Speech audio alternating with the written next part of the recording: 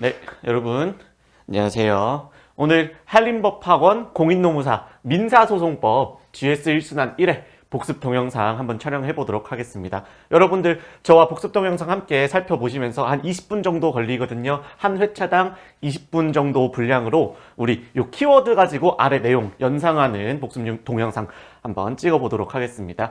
첫 번째 이제 신의성실의 원칙입니다. 우리 조문부터 한번 볼까요? 공적 신경이라 그랬죠? 공정, 그다음에 적정, 신속, 경제인데 그래서 제 1조 신의성실의 원칙이 나오면 제 1조부터 떠올리자 조문 바로 펼치면 나오니까 그 다음에 옆에가 선택적 적용설이더라. 이게 뭐예요?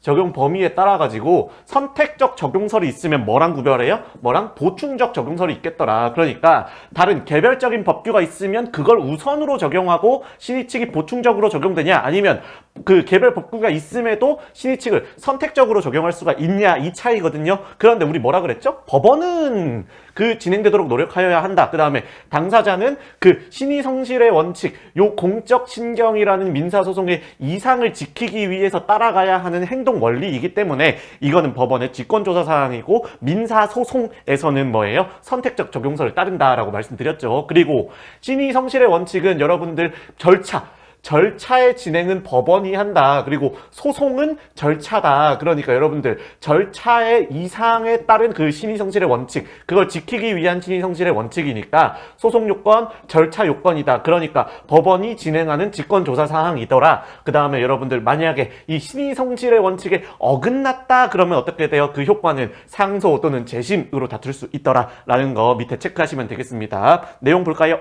신의성실의 원칙, 민사소송의 이상 실현하기 위해서 당사자가 지켜야 하는 행동 원리라는 요 키워드 하나 체크해 주시고요. 적용 범위, 요게 이제 문제가 되더라. 보충적 적용 여부. 그래서 다른 법규나 해석에 의해서 가능하더라도 할 수 있는지, 신의 측을 적용할 수 있는지, 아니야. 그 개별 법규가 우선해야 되는 보충적 적용설. 아니야. 선택적으로 적용할 수 있어. 판례는 부재소 합의라는 게 있으면 그 부재소 합의에 위반해서 제기한 소에 대해서 권리보호 이익이라는 뭐예요? 개별 소송 요건을 개별 소송 요건이 탈락되었다라고 하면서 그걸 부정하면서도 뭐예요?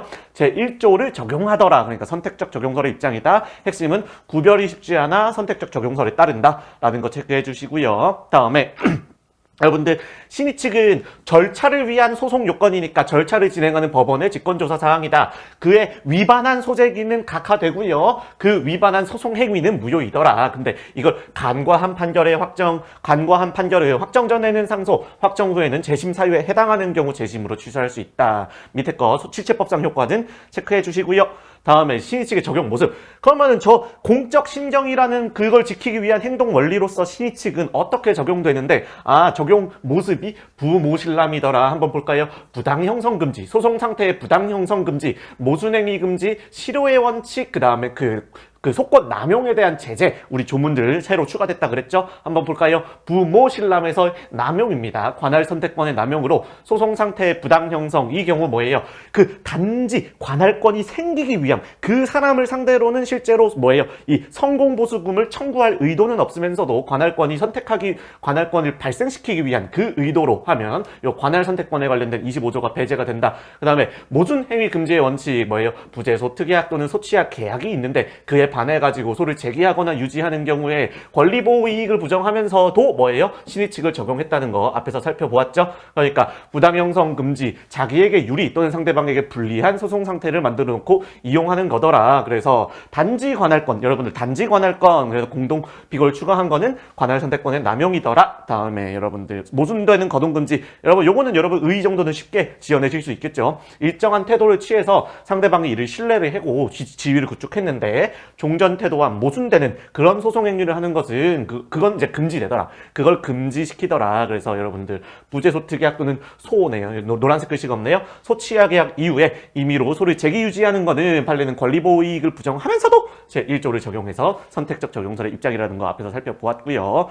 소권의 실효입니다. 장기간 권리를 행사하지 않아가지고 뭐예요? 상대방이 그걸 믿었어. 그 신뢰할 만한 정당한 기대를 가지게 됐는데 새삼스럽게 권리를 행사하는 경우 경우 그 소권은 실효가 되더라. 특히 여러분들 허위 주소로 소를 제기해가지고 판결 정본까지 송달을 받았다. 이 정본 송달이 돼야 판결 정본이 적법하게 유효하게 송달되어야 항소 기간이 진행을 하는데 그게 무효야. 송달이 무효면 뭐예요? 항소 기간은 진행하지 않는다. 그러면은 뭐예요? 100만 년 뒤에도 항소를 제기할 수 있지만 그 장기간 권리를 행사하지 아니해가지고 상대방이 그 정당한 기대를 가졌다면 뭐예요? 그 새삼스럽게 권리를 행사하는 것은 뭐예요? 그럴 때는 항소권이 실효되더라. 그래서 그때 한해서 일시적으로 상실시키면 뭐 문제될 게 없으니까 실효 긍정되는 거고요. 남용에 대한 여러분들 소송 외적 목적 또는 패소할 것이 분명 또는 뭐예요? 소권을 남용 청구 기각될 것임이 명백 이러면은 제재수단이라는 거 조문 요거는 여러분들 조문을 한번 꼭꼭 체크를 해주세요. 이게 새로 들어온 조문이기 때문에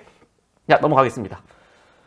네, 그 다음에 이제는 재판권 나왔죠. 재판권 여기 그 앞에 숫자가 빠졌네요. 여러분들 요거 체크 잘 해주시기 바랍니다. 재판권 여러분들 우리나라에 재판권이 있냐, 즉 우리나라 법원이 재판권을 행사할 수 있냐, 인적 범위는 누구를 대상으로, 그 다음에 물적 범위는 그 사건을 대상으로 우리나라 법원이 재판권을 행사할 수 있냐, 즉 법원이 그 문제를 다룰 수 있냐 쟁점입니다. 핵심은 인적 범위 정도가 이제 사례로 나올 만한데 그렇게 크게 중요하진 않았더라. 외국 주권 국가는 뭐예요?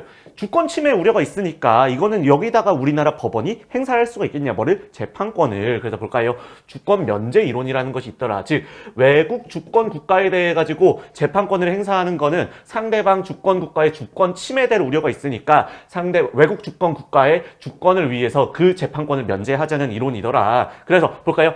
상대적 면제론이 있더라. 그러면은 반대로 vs 뭐예요? 절대적 면제론이 있겠죠. 모든 행위가 전부 다 면제된다는 게 있는데 상대적 면제론이 조금 더 합당해 보입니다. 왜요? 그 행위의 성질이 사법적 활동이면은 뭐예요? 이건 사실상 개인 아니냐. 그러니까 이거에 대해서는 주권 침해의 우려가 없더라. 그래서 사주, 밀부 두 문자 따드렸죠. 이제 변경된 판례 입장. 그 외국의 사법적 행위가 주권적 행위와 밀접하게, 주권적 행위에 해당하거나 밀접하게 관련이 있어가지고 그에 대해 가지고 뭐예요? 요 재판권을 행사하는 것이 그 주권에 부당한 간섭이 될 우려가 있으면 그러한 특별한 사정이 없는 경우에는 뭐예요? 재판권을 행사할 수 있다. 그래서 대표적인 우리 최신 판례 내용이 뭐였어요? 공간지역을 부당이득으로 공간지역을 점유하고 있었다. 그 용산 땅이라고 말씀드렸죠. 몽골 대사관이라고 말씀드렸습니다. 그러니까 건물 철거, 그 다음에 토지 인도, 얘네는 재판권이 없더라. 얘는 뭐예요? 밀접한 관련이 있더라. 주권적 행위와. 그러니까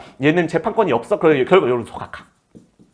근데 뭐야, 부당이득은 이거는 돈 문제다. 돈 문제. 돈 문제는 사인에 대한 내용이기 때문에 여러분들 충분히 재판권을 행사할 수 있다라는 내용입니다. 그래서 국내 법원에 재판권이 미치지 않는다는 것이 주권 면제 이론인데 그 범위에 대해 가지고 방금 쫙 설명드렸죠. 모든 행위에 대해 성질을 묻지 않고 절대적 면제로. 사법적 활동은 뭐예요? 공권적 활동에 대해서만 면제가 인정된다라는 상대적 면제론인데 보세요. 최근 사법적 행위가 주권적 활동에 속하는 것이거나 주권적 행위에 속하는 것이거나 밀접한 관련이 있어서 그 주권적 활동에 부당한 가섭이 될 우려가 있는 특별한 사정이 없는 한 뭐예요? 재판권을 행사할 수 있다. 상대적 면제론이다. 여러분들, 그래서 요거는 논거가 한 2가지 정도 있다 그랬는데 요 실적 개인과 동일하다라는 거 하나만 체크해 주시면 된다 그랬죠. 추가하고 싶으면 주권 행사 포기라는 논거까지 추가해 주시면 되겠고요. 요 여러분들 그래서 앞에 요 성질과 목적에 비추어가지고 점유 자체, 그러니까 건물 철거 및 그 토지 인도에는 재판권이 없다. 부당이득에선 재판권이 있다. 그래서 얘는 소각하, 얘는 인용. 그 다음에 여러분 마지막에 세 번째 간과 판결. 간과 판결. 여러분들 재판권이 없음을 간과하고 판결을 만약에 얘 판결을 했어. 얘를 청구를 인용하는 판결을 했어. 그럼 뭐가 돼요? 간과 판결 당연 무효라 그랬습니다. 여러분들 요거 주의하자 그랬다. 체크했죠? 넘어가겠습니다. 자, 다음에 이제는 국제재판 관할 합의 및 변론 관할이네요. 요거는 여러분들 크게 진짜로 문제가 나오지 않을 거예요. 요거는 여러분들 뭐예요? 국제거래법이라는 별도 과목이 있습니다. 그 시험 문제이기 때문에 한번 여러분들께서 직접 읽어보시면 충분히 해결이 될 것 같아요. 다음에 법관의 제척 내용이네요. 제척. 여러분들 제척이 나오면 무조건 요거 2개. 법률상 당연히 발생하는 거다. 법률에서 정한 제척 이유가 있으면 법률상 당연히 직무가 배제된다. 왜요? 재판의 공정성.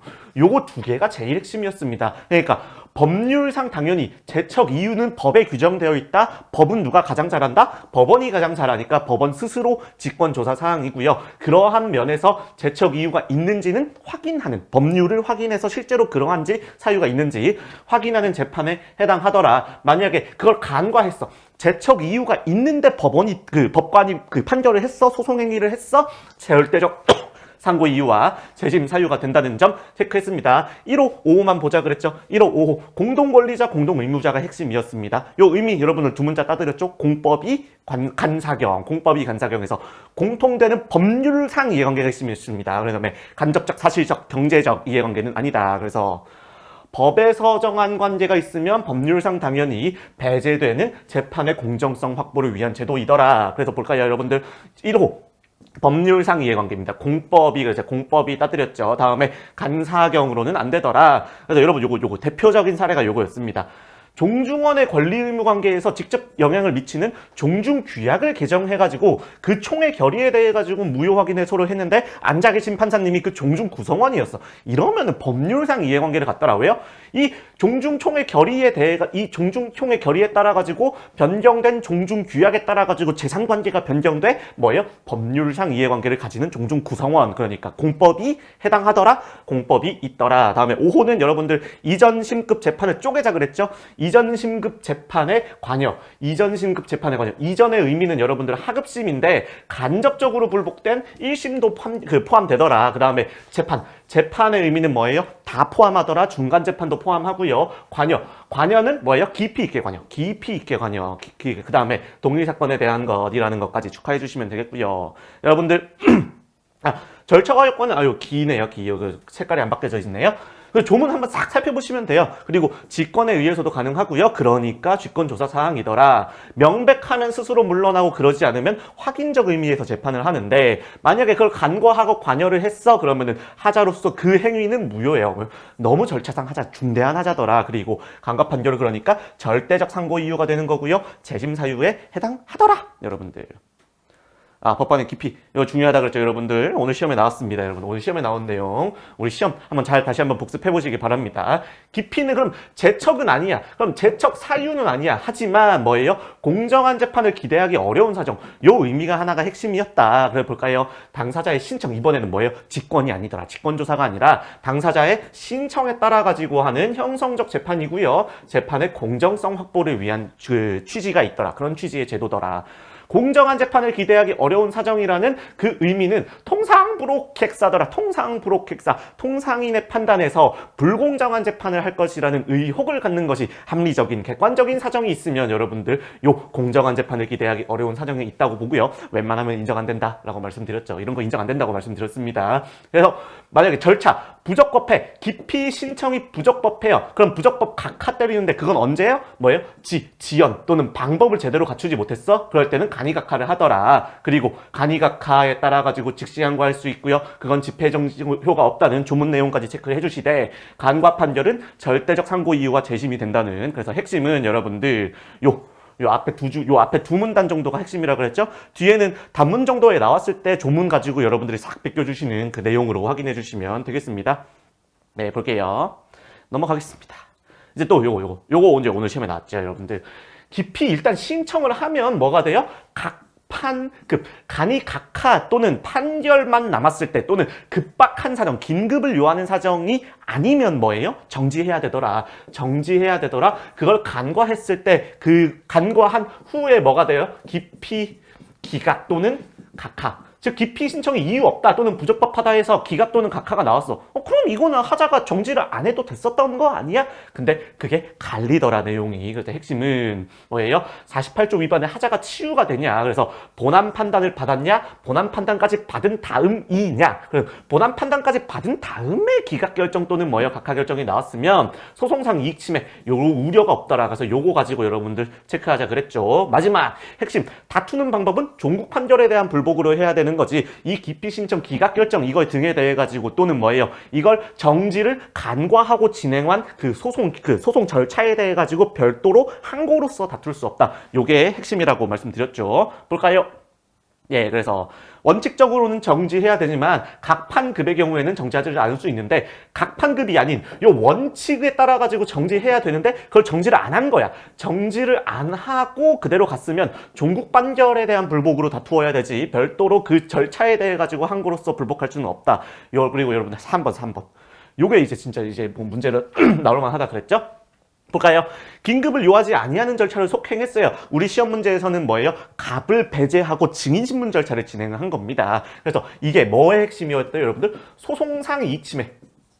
소송상 이익침해. 그래서 각하 결정이 확정된 경우에 치유되는지 문제가 되더라. 그래서 여러분, 아니 소송 경제상 치유가 되고 어차피 기각될 거였어. 어차피 기피 신청이 이유 없는 거였어. 그럼 정지하지 않았더라도 괜찮아. 하자가 치유돼. 소송 경제를 위한 적극설이 있고요. 아니야. 48조는 강행 규정이야. 그러니까 하자가 치유가 안 된다는 소극설이 있고요. 그다음에 절충설이 하나가 있겠죠. 뭐예요? 핵심. 소송상 이익을 침해했으면 하자 치유가 안 돼. 하지만 소송상 이익을 침해하지 않았으면 하자가 치유돼. 그리고 판례는 여러분들 판례가 절충설은 아니라 그랬습니다. 판례 자체가 절충설은 아니지만 판례가 이 경우 이 케이스를 나눠봤을 때 고려해보면 아마 절충설이지 않을까라는 생각이라는 겁니다. 볼까요? 판결의 선고가 제48조 단서에 해당하지 아니해서 위법하더라도 판결의 선고가 위법하더라도 그 후 기피 신청이 이유 없는 것으로서 배척되면 유효한 것으로 된다 하여 적극설을 취한 경우도 있으나 그러니까 여러분 주의하셔야 됩니다. 다만 그 각하 결정 전에 변론기일을 진행을 했는데 이것 때문에 쌍방불출석 이거는 뭐예요? 소송상 이익 절차 소송상 이익 소송은 절차상 이익 자체를 날려버린 거야. 당사자가 소송에서 관여해가지고 뭐 주장하고 증명할 기회를 박탈한 거잖아요. 그러면은 이때는 흠결이 있고 치유될 수 없더라라고 하는 겁니다. 그래서 핵심은 여러분들 뭐 기피 신청이 기각 뭐 기피 신청이 각하 여기에 집중하지 말자 그랬죠. 본안 판단까지 이루어진 다음에 기피 신청이 기각된 거고요. 본안 판단이 이루어지기 전에 아무것도 못했어 얘는. 그러면은 이때는 각하된 사안인 바 원칙적으로 위법하지만 소송상 이익을 침해하지 않으면 여러분은 소송 경제를 위해서 치유된다. 핵심은 소송상 이익 침해 여부입니다. 다음에 여러분들 사물관할은 이제 뭐 크게 문제가 되지 않아가지고 여러분들이 가볍게 한번 읽어보시면 되겠습니다. 볼까요? 그래서 사건의 경중에 따라가지고 즉 소송물에 따라가지고 소송물의 정도 또는 정도에 따라가지고 정도 또는 그 크기에 따라가지고 달라진다 그랬습니다. 그래서 5억 이하라는 거 체크 하나만 해주시고요. 소가는 소송 목적의 값 즉 소로서 주장하는 이익이다. 소 제기시를 표준으로 하는 거고요. 청구를 확정한 경우 이송하지만 취하 감축된 경우는 합의부에서 계속한다. 왜요? 이게 유리하니까 당사자에게 유리하니까 이때는 여러분들 이송해줘야 되는 거고요. 다음에 넘어갈게요. 이거는 자, 소가 산정도 마찬가지로 중수부 정도가 하나가 문제가 될 건데 여러분들 크게 문제가 될 만한 사안은 안 나올 것 같습니다. 즉 합산했는데 5억을 넘냐 마냐 약간 요거를 체크해 주시면 되겠습니다. 중수부 흡수된다는 예외, 불산입의 예외 이런 거 하나만 체크해 주시고요. 넘어가겠습니다. 토지관할과 보통재판적 여러분들 토지관할 문제가 나오면 일단 보통재판적 깔고 특별재판적 깔고요. 그 다음에 경합 모두 인정된다라는 경합 체크하자 그랬죠. 그러니까 보통재판적은 주로 2조 3조에 따라 가지고 피고의 주소지가 될 거고 특별재판적에서 특히 문제가 되는 건 8조 그 다음에 불법행위 18조 그 다음에 부동산 20조 21조 이 정도 문제가 될 거다. 그 다음에 하나가 더 문제가 되는 게 24조였나요? 그 특허권 등에 관한 내용입니다. 여러분들 그래서 의 종류 여러분들 싹 읽어보시면 보시면 되겠고요. 다음에 보통재판적, 특별재판적 이것도 가볍게 넘어가겠습니다. 그래서 여러분들 거서지 또는 의무이행지 요게 그래도 핵심이더라. 핵심은 만약에 특정물이야. 그럼 특정물이 있는 장소인데 특정물이 아니라 그 불특정물 종료물이면 뭐예요? 지참채무 원칙에 따라 가지고 여러분들 핵심이다. 지참채무 금전채무의 경우 지참채무 원칙에 따라서 뭐예요? 채권자 주소지가 되더라. 그래서 체크해 주시고요. 법정 의무도 포함된다는 점 해가지고 18조 불법행위와 관련해서 한번 체크해자 그랬죠. 다음에 그래서 채권자 주소지 참 채무. 나머지 사회행위 취소는 읽어보시면 되겠습니다. 이건 크게 문제가 되지 않고 하나만 여러분들 그걸로 보시면 돼요. 부동산은 그 기관이 있는 곳으로 때려주시면 된다고 말씀드렸습니다. 요거 2항으로 보자 그랬죠.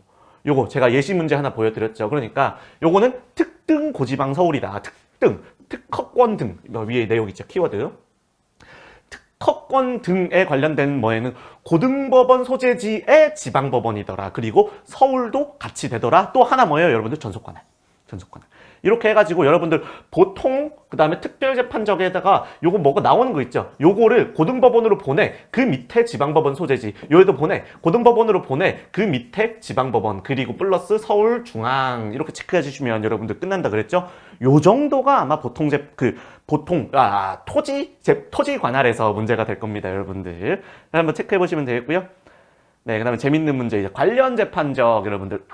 관련 재판적 의 한번 볼까요? 병합 청구고요.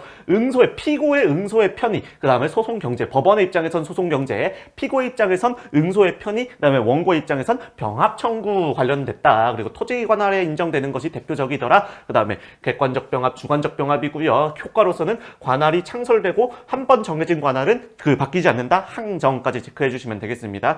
핵심은 요거 정도, 여러분들. 65조 전문이라는 거. 요거 정도만 체크를 잘 해주시면 되겠습니다. 나머지는 크게 문제가 되지 않을 거예요. 넘어가겠습니다. 요거부터 이제 중요하다 그랬죠, 여러분들?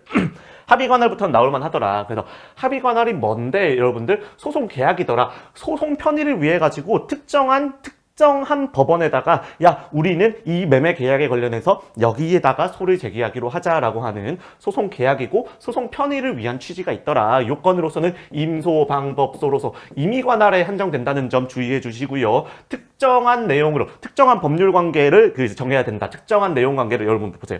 특정한 소를 일정한 법률 관계로 특정해야 된다. 그 소를 일정한 법률 관계로 특정해 줘야 되고요. 방법, 그 다음에 법원을 특정할 것, 방법 서면이고요. 구술로도 됩니다. 다음에 소송 행위의 유효 요건을 갖출 것. 그래서 서면의 방식, 여러분 서면의 방식으로 한정된다는 거 주의하시기 바랍니다.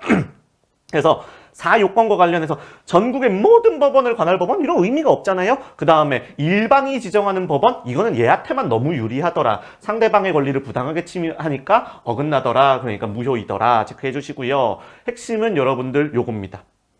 핵심은 요거. 불분명할 경우에는 중북내전 합의라는 여러분들 두 문자 한번 기억하셨죠? 뭐예요? 여러 개의 법정 관할 중 하나를 선택했다. 그러면은 그 국가 내에서 재판이 이루어질 것을 예상해서 뭐예요? 전속적. 중전 합의가 핵심이라 그랬죠? 그러니까 전속적으로 정한 합의 관할이다라고 보시면 되겠고요. 그래야 당사자의 의사에 부합하는데 만약에 그 중이 아니야. 다른 거 하나. 법정 토지 관할 외에 다른 데를 하나를 체크했어. 그건 뭐예요? 그러면 그거는 부가적으로 보는 것이 우리 당사자들의 소송 수행의 이익 측면에서 타당하더라라는 겁니다. 그래서 요게 여러분들 하나가 진짜 문제로 나올만 하고요. 다시 볼까요? 합의의 모습만 보겠습니다.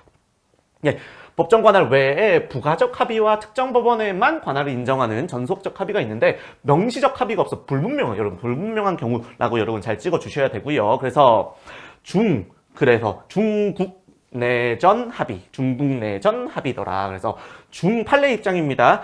어느 하나를 찍었으면 그 국가 내에서 재판이 이루어질 것을 예상해서 뭐예요? 전속적 관할 법원을 정하는 취지의 합의이더라. 근데 이거랑 다른 견해는 뭐겠어요? 아니, 특정 법원을 지정한 이상 부가적이라고 해석할 만한 특정한 사정이 없으면 거기서 하자는 거 아니야? 그러니까 왜든 중이든 특별한 사정이 없는 이상 그냥 거기서 하자는 거잖아 라고 하는 것이 하나의 견해가 있는데 그렇지 않다. 왜요? 당사자의 의사와 소송 수행의 이익이라고 했습니다. 여러분들 볼까요? 중 하나를 특정했으면 전속작이라고 하는 것이 당사자 의사에 부합해. 근데 외에 있으면 그 다른 걸 배제하려는 전속적이 돼버리면 소송 수행의 이익을 침해할 우려가 있더라. 이렇게 체크해 주시면 되겠습니다. 다음에 합의의 효력 마지막 착점이네요. 그러니까 합의를 했으면 관할이 변동됩니다. 그리고 핵심은 주관적 범위. 요게 문제가 된다 그랬죠. 그래서 특정 승계인 중에 채권 승계인은 채권의 동일성에 따라 가지고 그대로 그 합의한 내용을 그대로 받으니까 얘한테는 합의가 미친다. 효력이 미친다. 다만 물권 승계인, 부동산 승계인은 물권 법정주의에 따라 가지고 이런 거 합의를 할 수가 없어요. 이런 관련된 합의를 할 수가 없습니다. 그래서 볼까요? 관할의 변동 효력입니다. 합의된 대로 관할이 변동되더라. 다만 얘도 임의 관할이니까 다시 관할 합의할 수 있고요. 변론 관할까지도 생길 수 있다는 점 주의해 주시기 바랍니다. 그리고 이송할 수도 있습니다. 전속적 관할 합의에 대해서도 지연. 손해는 괜찮아요. 왜요? 자기들끼리 포기한 거거든. 당사자 의사에 관련돼서 현저한 손해를 피한다는 사익적 필요에 이거는 배제를 할 수가 있더라. 근데 지연을 피한다는 공익 이거는 합의의 대상이 될 수 없더라. 하나만 체크해 주시고요. 채권 승계인 결론부터 여러분을 찍고 가는 겁니다. 채권 승계인한테는 관할 합의의 효력이 미치더라. 왜요? 지명 채권과 같이 권리관계의 내용을 자유롭게 정할 수 있으면 그 정한 대로 승계하더라. 그러니까 그 변경된 권리관계를 승계한 한 거다라고 해가지고 특정 승계인 채권 양수인에게도 미친다. 여러분들 조문 민법 조문 오랜만에 하나 보죠. 요거 하나만 체크해 주시면 되겠습니다. 이게 만약에 너무 어려워. 그럼 그냥 채권의 동일성 요거 하나 논 거 하나 가져가자 그랬죠. 그 다음에 물권 승계인은 미치지 않더라. 여러분들 우린 물권 배우지 않지만 물권 법정주의는 다 아시죠? 물권 법정주의라는 거 하나만 체크해 주시면 되겠습니다. 그래서 물권의 특정 승계인은 미치지 않는다. 그러니까 얘한테는 관할 합의의 효력은 부동산 양수인에게 미치지 않는다라고 합니다. 내용을 변경할 수 없는 뭐예요? 요게 물권 법정주의 내용입니다. 특정 승계인 이외의 제3자 이런 사람한테는 효력이 미치지 않죠. 이런 사람한테는 미치지 않습니다. 넘어가겠습니다.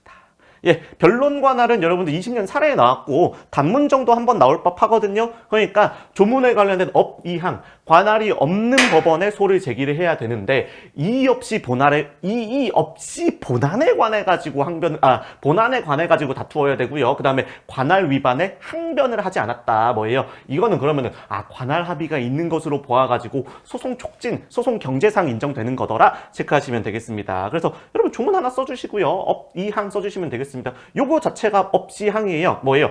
관할 위반이라고 항변하지 않은 거예요. 뭐예요? 관할이 없는 곳에다가 소를 제기를 했는데 피고가 본안에 대해 가지고 이의 없이 본안에 대해서 변론을 한 겁니다. 즉 관할 위반이라고 항변하지 않은 업이항 요건이 여기 다 들어가 있는 거예요. 의 및 요건 다 들어가 있는 거고요. 취지는 소송 촉진 하나 써 주시면 되고 반소에 관해서는 우리 다음 시간에 다 같이 보자 그랬습니다. 볼게요. 예, 그렇습니다. 이렇게 들어가면 되겠고요. 그래서 본안의 의미, 그 다음에 변론의 의미 여러분들 한 번씩 살펴보시면 되겠고 원래 현실적인 구술에 의한 적극적 변론이어야 되더라. 요거 하나만 좀 체크해 주시겠어요? 진술 관주로는 포함되지 않는다. 나중에 우리가 요 관련된 문제가 나왔을 때 우리가 현실로 구술로만 해야 되는 것이 원래 3가지가 있었는데 하나가 삭제가 됐다. 요거를 배울 거예요. 그래서 요 정도만 기억하시면 되겠습니다. 네, 효과, 관할권의 창설, 그래서 그 이후 관할 위반의 항변은 허용되지 않고요. 이송할 수도 없습니다. 그리고 변론은 당해 사건에 한해서 발생하니까 소재기에까지는 그 소의 취하 각하 이후에 제기하는 소재기에는 미치지 않는다. 이렇게 체크하시면 되겠습니다. 여러분 오늘 이제 시험 열심히 한번 쳐보시고요. 2회차에서 뵙겠습니다. 고생하셨습니다.